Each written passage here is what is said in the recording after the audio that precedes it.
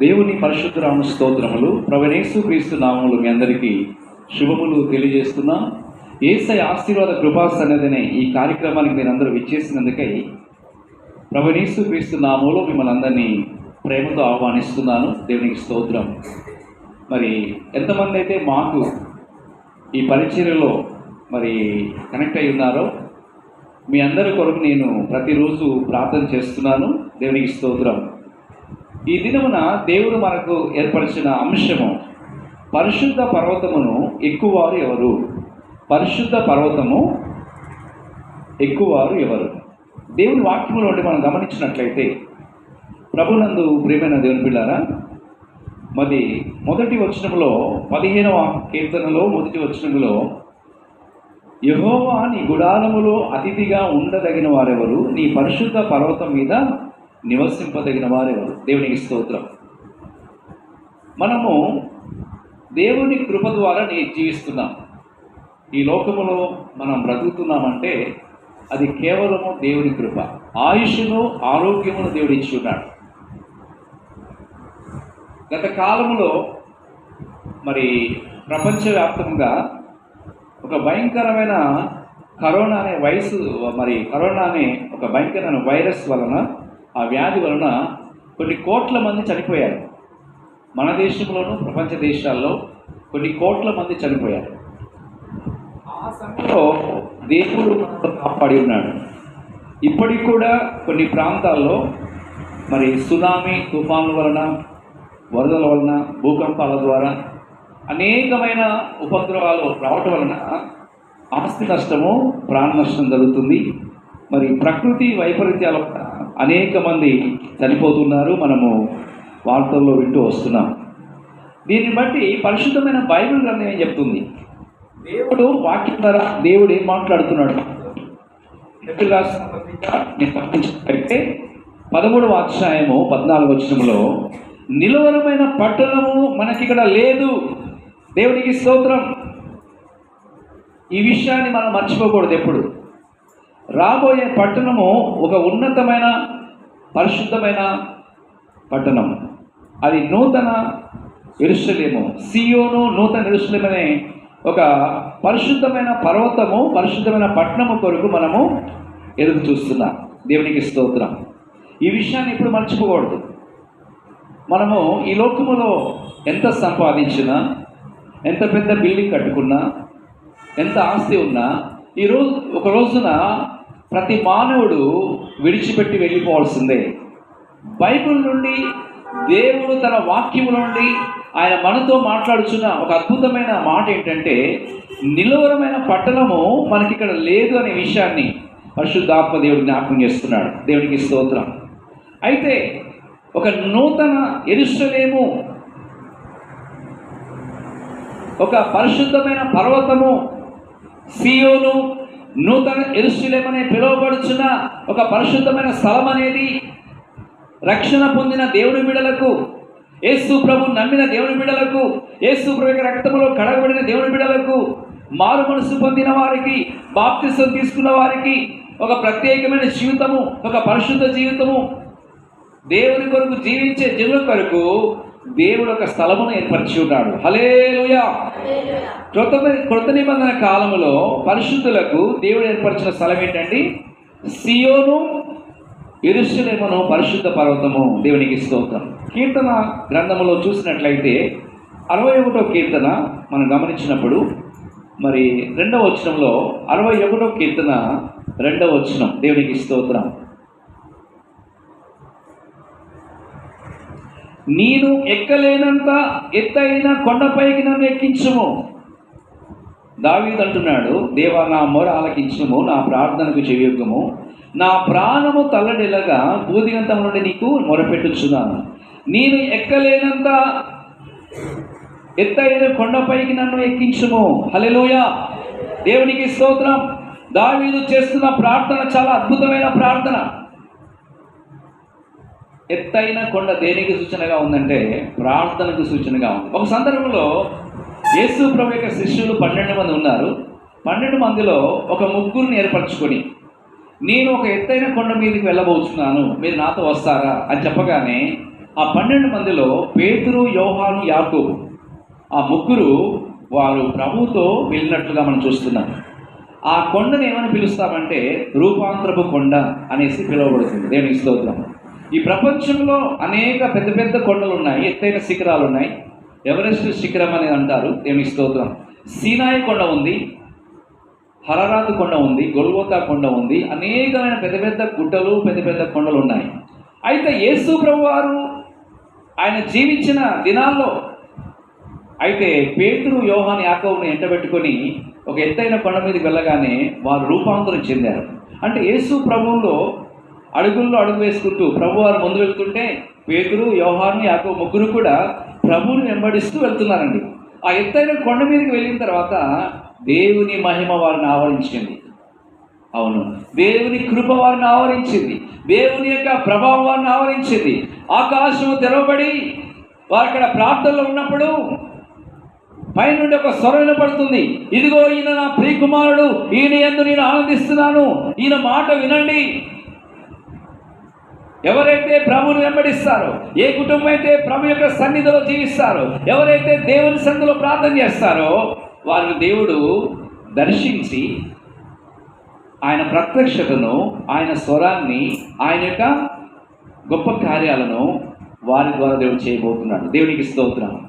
అక్కడ ఆ అద్భుతమైన ఆ స్వరాన్ని వినగానే, ఆ యొక్క వెలుగును చూడగానే, ఆ ప్రభావాన్ని చూడగానే, ఆ మహిమను చూడగానే వారు పరవశించిపోయారు.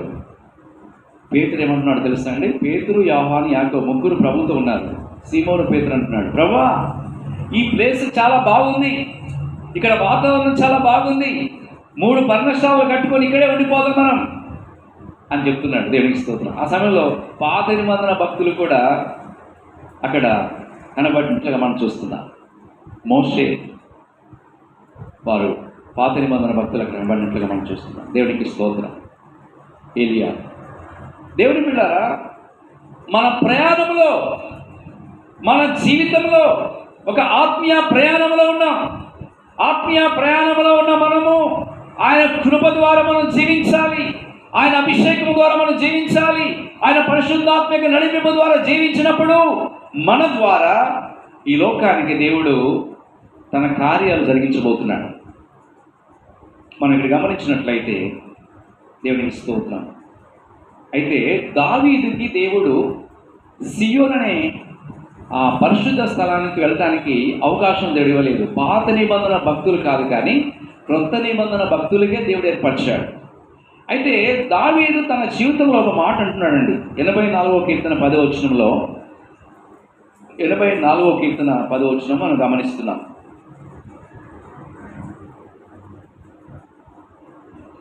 నీ ఆవరణములో ఒక దినం గడుపుట 1000 దినముల కంటే శ్రేష్టము.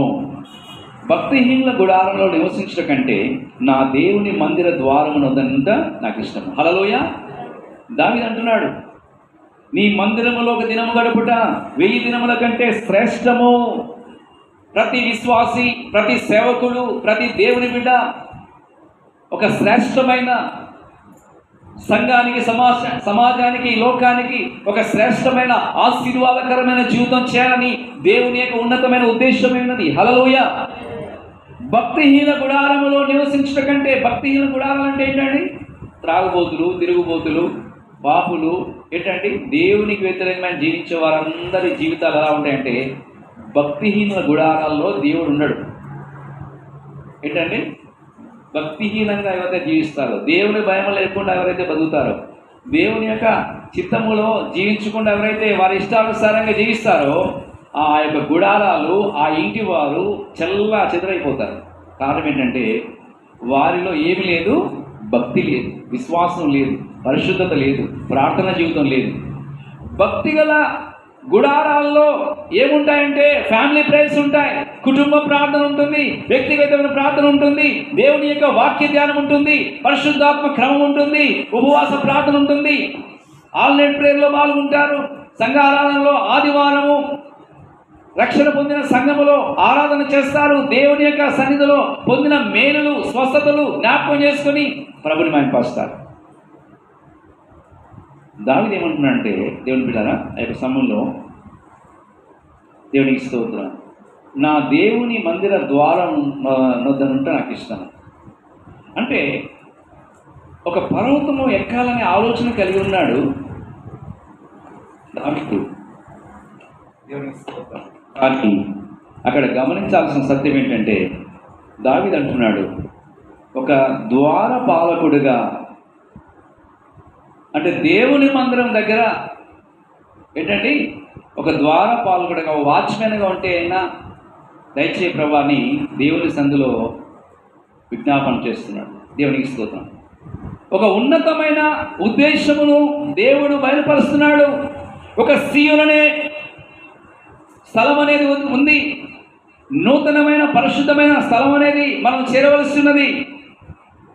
ప్రభువు మనల్ని ఎందుకు ప్రత్యేకించి ఉన్నాడు? మనము చనిపోయిన తర్వాత దేవుని బిడ్డారా, మనం ఒక పట్టణమునకు చేరవలసి ఉన్నది. బైబిల్ గ్రంథము నుండి మనం నేర్చుకుంటున్న భాగం ఏంటంటే, భూత వర్తమాన భవిష్యత్ కాలము, జరిగిపోయిన సంగతులు బైబిల్ గ్రంథంలో ఉన్నాయి, జరుగుతున్న సంగతులు బైబిల్ గ్రంథంలో ఉన్నాయి. రాబోయే దినాల్లో ఏమి జరగబోతుంది, ప్రపంచవ్యాప్తముగా దేవుడు ఏం చేయబోతున్నాడు, ప్రజలు ఏ స్థలానికి వెళ్ళబోతున్నారు, యుగాంతం గురించి కూడా బైబిల్ గ్రంథంలో రాయబడి ఉన్నాయి. దేవునికి స్తోత్రం. ఇక్కడ గమనించాల్సిన సత్యం ఏంటంటే, మనం ఎప్పుడూ కూడా ఒక సిద్ధపాటు కలిగి ఉండాలి. ఈ లోకములో ఎంత ఆశ ఉన్నా, ఎంత మంచి ఇండ్లున్నా, ఎన్ని స్థలాలు ఉన్నా సరే, ఎన్ని వస్తువులు సంపాదించినా అవన్నీ ఈ లోకంలో విడిచిపెట్టి వెళ్ళిపోవాల్సిందే. ఇంతకుముందే వాక్యంలో చెప్పుకున్నాం, నిలువరమైన పట్టణం మనకి ఇక్కడ లేదు. మనకు దేవుడు సిద్ధపరిచిన ఒక పట్టణం అనేది ఒకటి ఉంది. దేవునికి స్తోత్రం.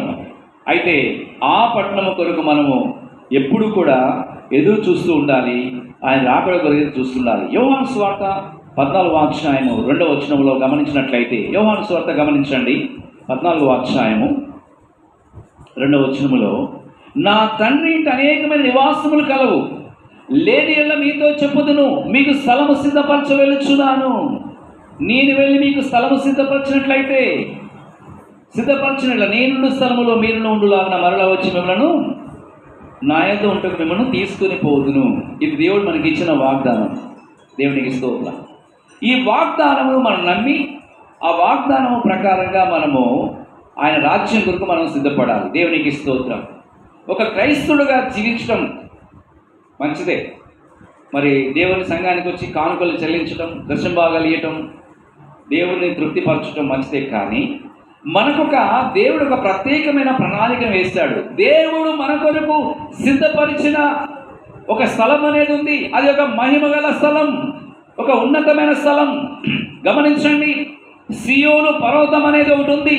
48వ కీర్తన 2వ వచనం 11వ వచనం గమనించినప్పుడు, 48వ కీర్తన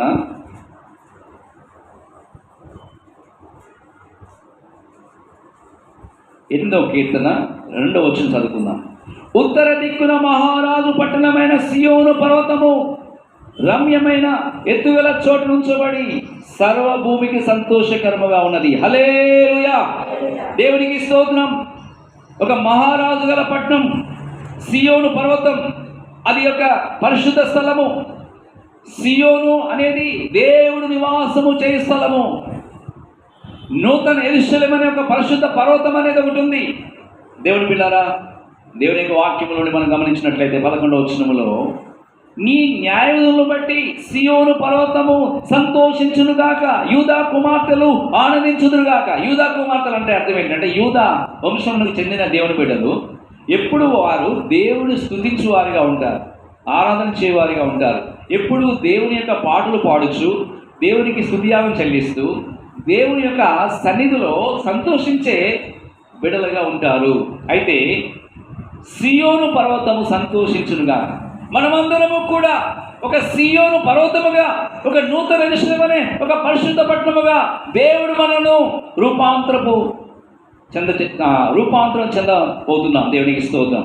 దేవుడు ఆ విధముగా మనను ఆయన పరిశుద్ధపరిచి దేవునిగా నివాసముగా మనం కట్టబడుచున్నాం. హల్లెలూయా.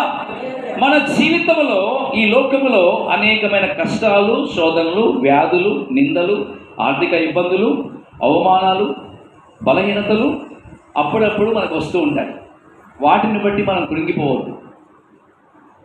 దేవుని బిడ్డలారా, మనకెన్నో నిందలు, అవమానాలు, వ్యాధులు, శోధనలు, ఆర్థికమైన సమస్యలు వచ్చినప్పుడు మనం ప్రభువు పైన ఆధారపడి మనం జీవించాలి. దేవుని సన్నిధిలో మన జీవితాలు ఎప్పుడైతే ప్రతిష్ఠించుకుంటామో, అంటే మన శరీరము, ప్రాణము, ఆత్మను సజీవంగా దేవునికి ఎప్పుడైతే అర్పించుకుంటామో మనము ఆ యొక్క పర్వతములకు చేరగలుగుతాం. ఈరోజు మన యొక్క అంశం ఏంటంటే, దేవుని బిడ్డలారా గమనించండి, పరిశుద్ధ పర్వతమునకు ఎక్కువారు ఎవరు? పరిశుద్ధ పర్వతమునకు ఎక్కువారెవరు? గమనించండి. 125వ కీర్తన మొదటి వచనం చదివినట్లయితే 125వ కీర్తన మొదటి వచనములో, యెహోవా యందు నమ్మిక ఉంచువారు కదలక నిత్యము నిలుచు సియోను కొండవలే ఉందురు. హల్లెలూయా. అద్భుతమైన వాక్యం ద్వారా దేవుడు మనతో మాట్లాడుతున్నాడు. దేవునికి స్తోత్రం. యెహోవా అనగా ఆయన ఉన్నవాడు అర్థం. సర్వశక్తి గల దేవుడు, ఆయన చూచున్న దేవుడు, ఆదరించే దేవుడు, ప్రేమించే దేవుడు, కనికరించే దేవుడు, స్వస్థపరిచే దేవుడు, అభివృద్ధి పరిచే దేవుడు, ఐశ్వర్యం ఇచ్చే దేవుడు, అభిషేకం ఇచ్చే దేవుడు మనతో ఉన్నాడు. హల్లెలూయా, హల్లెలూయా. యెహోవా యందు నమ్మిక ఉంచువారు కదలక నిత్యము నిలుచు కొండవలే ఉంటారు. హల్లెలూయా. ఈ దేవుని బిడ్డలు, ప్రార్థన చేసే దేవుని బిడ్డలు, నీతిమంతులు, పరిశుద్ధులు, ఎటువంటి శోధన వచ్చినా నిండు కొండ దొరుకుతుందండి. సగం కొండ సగం బిందె అయితే ఎత్తుకొని పోతుంటే ఊపేస్తుంది. నిండు బిందె ఎలా ఉంటుంది? హల్లెలూయా. అలా ఉండాలి మన విశ్వాసం, అలా ఉండాలి మన ప్రార్థన జీవితం, అలా ఉండాలి మా పరిశుద్ధాత్మ నడిపింపు అలా ఉండాలి మన జీవితాల్లో. దేవునికి స్తోత్రం. కనుక దేవుని యొక్క వాక్యంలో మనం చూసినట్లయితే యెషయా గ్రంథము 31వ అధ్యాయము 4వ వచనం మనం చదువుకుంటున్నాం. యెషయా గ్రంథము 31వ అధ్యాయము 4వ వచనం. యెషయా గ్రంథము 31వ అధ్యాయము 4వ వచనం చదువుకున్నాం. దేవునికి మహిమ కలుగును గాక.